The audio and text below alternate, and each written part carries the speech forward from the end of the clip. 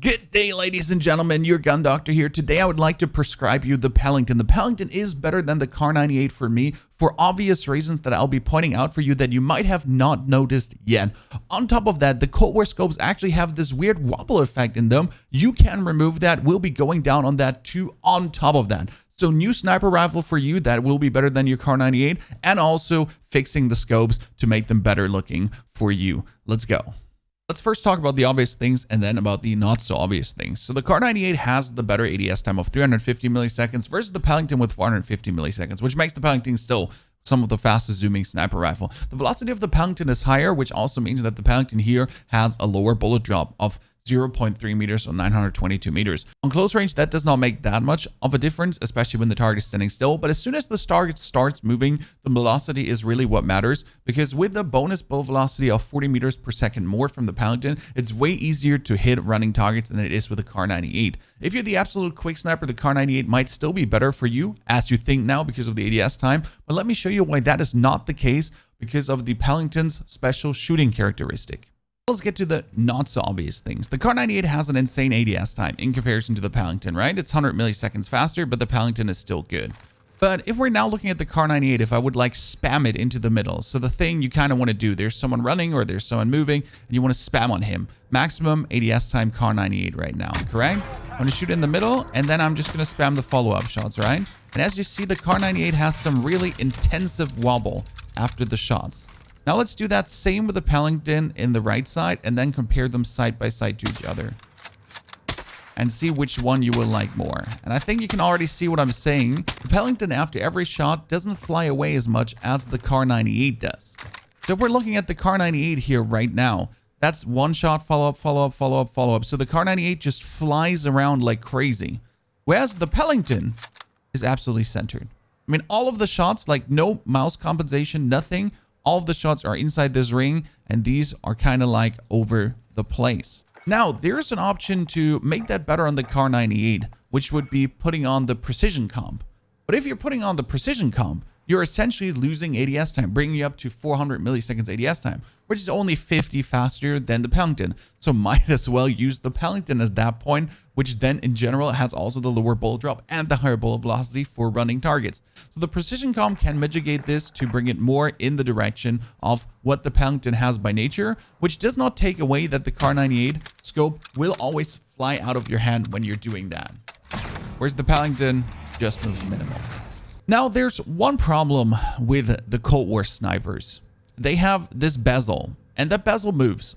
Some people are not annoyed by it, some people are annoyed by it, but you can actually remove that. As you can see here, this scope is definitely cleaner. I mean, you still have the slight scope wobble, so the slight black borders, but all in all, the magnification is really good, and you have just a way cleaner border.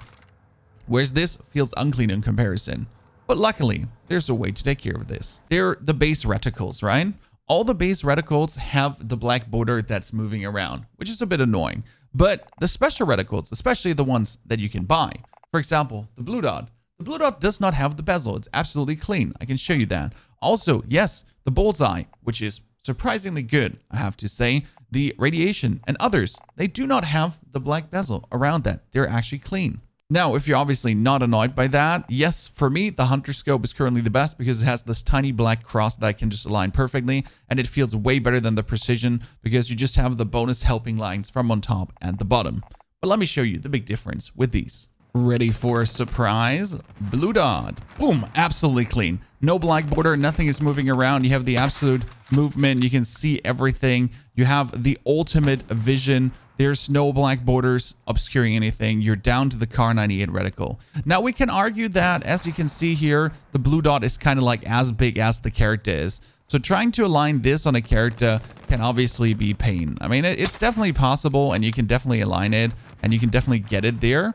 But yes, in comparison to the other reticle, the Hunter, for example, that is the black cross, that is definitely a bit cleaner to align. But all in all, you have, with the bonus reticles, also on the 4x, no black border. This also has a tremendous black border, and one would argue that this is actually not a terrible one because it has a very high visibility, and you can just put that dot perfectly on someone's head. But as you can also see, like, aligning this can be a hassle, a dilly-dally to really get this then on target. Whereas, like, when you're shooting this one, You just have to like adjust for the one fitting dot, and like this, you're gonna get like the whole freaking circle around someone.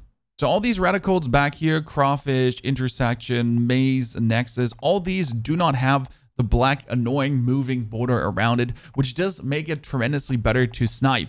Yes, but if you're super used to it, hey, just use the hunter. I mean, all in all, using these scopes, the 3 times and the 4 times instead of the standard sniper scope, they take your glint away, which then is also the main argument for, again, using a Pellington over a Kar98. How many times have I killed a Kar98 player because he was glinting at me? How many times did he not kill me because he was glinting at me? Whereas with this gun, you can aim in, you can zoom in, you can even hard scope, screw quick sniping at this point, and you'll never ever have a glint with a higher bullet velocity and a less bullet drop, while being absolutely centered precise as we've shown you. Yes, again, with the Kar98, if you go for the precision comp instead of the ADS comp, you could mitigate for that, but then you're also almost at the ADS time of the Pellington, where then the Pellington is actually the better sniper.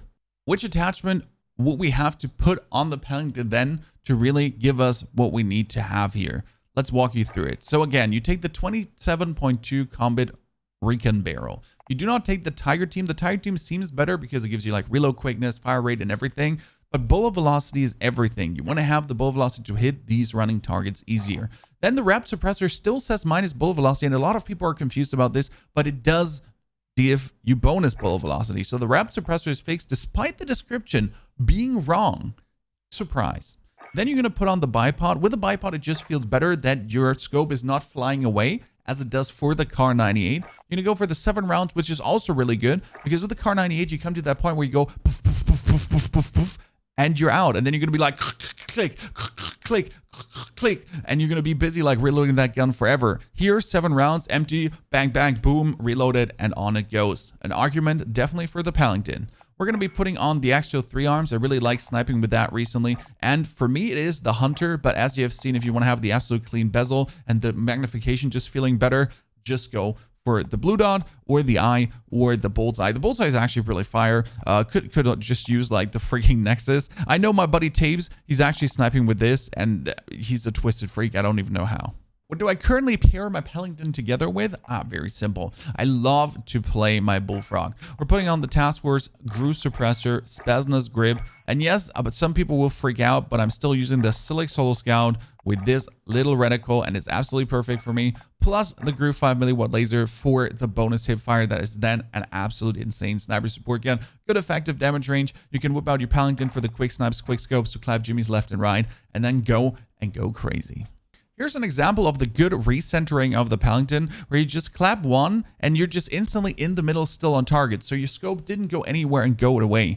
So again, the Pellington has very good recentering. A decent ADS time that's not behind the Kar98. It has better bullet velocity and less bullet drop. And on top of that, the gun does not glint. So you snipe once, they don't know where it's coming from. You snipe twice, they don't know where it's coming from. And then you just keep sniping because some people just have terrible headset. They don't have SteelSeries headset like I do. And with the P4wnyhof 12% discount code for SteelSeries gear, they could be just so much better equipped in here where every single sniper shot is coming from. And you might give the Pellington a try. I've been falling in love again with it recently, especially as I discovered the one reticle that works perfect for me. I'm going to point it again. It's the Hunter because of the tiny black cross. I will also say this did not seem as clean as it is right now because I've been using this on a Vision Tech 2 times, 3 times, and 4 times and always seemed very blurred. And right now it seems way extra clear. Might have been that I swapped from 1080p to 1440p a couple of months ago, and I have actually not checked the scope since then, but it just seems way better right now and I'm deep in love with it.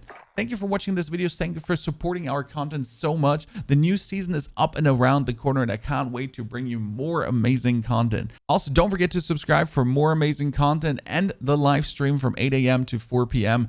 Twitch TV P4wnyhof, going crazy there. On top of that, I have not talked about this a lot, but we're working currently on a website where all the loadouts will always be gathered, plus popular streamer loadouts and other shenanigans, all the content in one place. It's going to be roughly looking like this with obviously better graphics, but in total we have, this coming for you, that you then have all the content gathered in one point. You can watch the videos. The videos will be linked to the gun builds. You always have a hub where you can find them. This is something like we're currently working on for you to just bring you even more and better quality content.